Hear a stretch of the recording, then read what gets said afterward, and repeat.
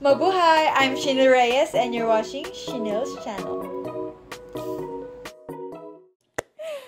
Ngayon ko na lang ulit mapapanood ang GOT7 and I'm so happy na gumagawa talaga sila ng effort para maging, para mag-comeback. Kasi itong group na to, nasayangan talaga ako nung yung pag-handle sa kanya ng JYP. Pero buti na lang nagka-comeback pa rin sila. So we're going to react to GOT7's Python. Grabe. Okay, mamaya na ako mag-chika. Mag-react na tayo. So usually minimute ko yung, susuot ako ng earphones pag nagre-react ako kasi binablock minsan eh. Binablock nung copyright because of copyright. So, okay, this time hayaan na natin. Let's go. Medyo hinaan ko lang ng konti. Yan. Okay. Go.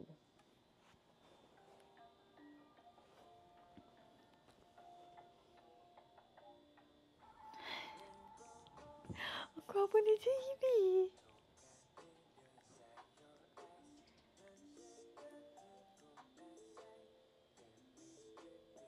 Naka-English ba? Kasi walang English subtitle eh. Jackson. Grabe na miss ko si Jackson.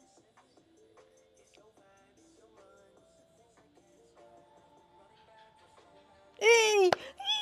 Jin Young! Oh my gosh, ang pugo po ni Jin Young!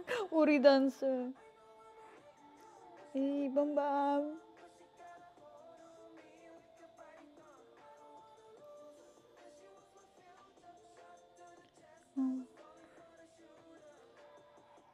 Eh, Yugyam.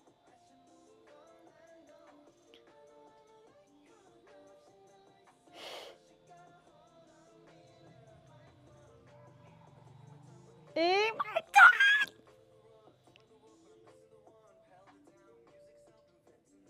Opo, English nga.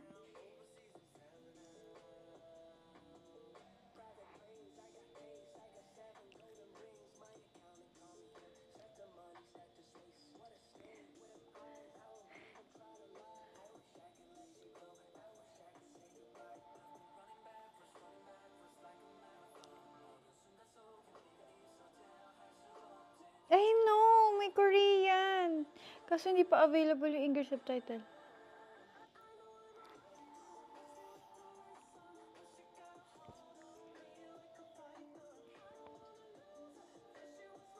May lumilipad na.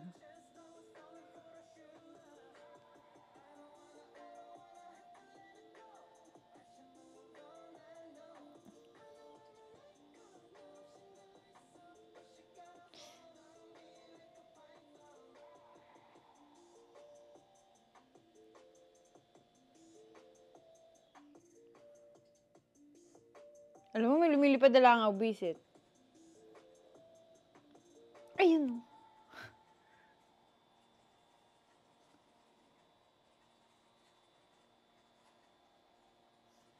Yun na yun.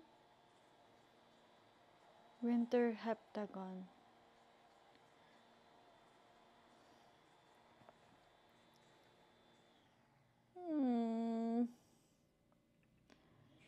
So that's GOT7 Python. And I am so happy na nag-e-effort talaga sila para sa comeback. Kasi yung last time, nagustuhan ko yung comeback nila after nila umalis sa JYP. Yung na-na-na. Ang ganda nun. So, this time, it's Python. And sobrang effort kasi guys, sa mga hindi agase, si Mark is nasa Amerika, tapos nasa China si Jackson. Tapos yung iba, nasa Korea, pero magkakaiba na talaga sila ng agency. And super nakakatuwa lang na hindi talaga sila nabubuwag. Kasi mayroong mga groups na nabubuwag sila. Tama ba yung word? Buwag? Buwig? Buwag? Duwag? Yung nagwawatak-watak after mawala sa old agency. Like, hindi na sila nagka-comeback, ganyan. Super happy with Agases. And syempre sa GOT7 na nagre-reunite pa rin. Oh my gosh, kasi sobrang, yung nga nakwento ko na sobrang nasayangan ako. Sabi ko, sayang GOT7. Tapos bigla silang nagsabi na hindi daw sila madidisband. Kumbaga, hindi sila maghihiwa-hiwalay, GOT7 pa rin daw sila. So proud of GOT7. Grabe, nakakamiss kasi one of the best, siguro kung old K-pop stans din. Sobrang nakakamiss sa mga third gen, to be honest. Like, sila yung magugulo na groups, yung talagang chaotic and crazy idols. Sobrang na-excite ako dito. Kasi, di ba, lumabas na nga yung iba, kaka-discharge lang sa military and nag-comeback agad sila, nag-shoot agad sila. Super happy. Thanks for watching for my short and nonchalant 50-50 nonchalant reaction video. So, ganito talaga ako mag-react. Hindi tayo super duper OA.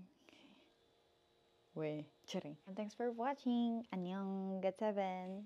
Miss you. And also, magkaka-concert daw sila. So, yun.